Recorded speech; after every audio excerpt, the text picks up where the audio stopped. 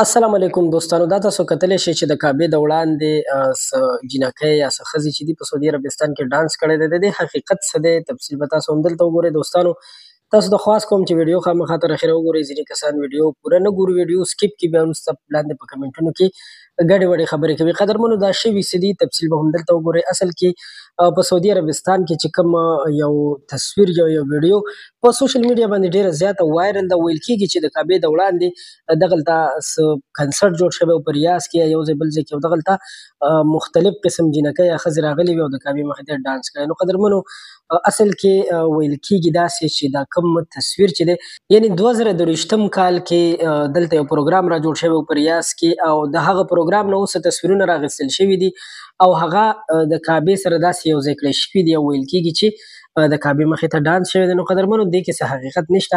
موږ د دې مکمل معلومات وکړو، مکمل تفصیل مو مخې ته راوړو. داسې هېڅ خبره نشته دی چې ګینې داسې څه کار دې شوی وي. الله مکه که داسې څه وشي نو په مسلمانانو کې داسې غیرتي خلک شته چې د دې په ښه طریقې سره بیا جواب ورکړی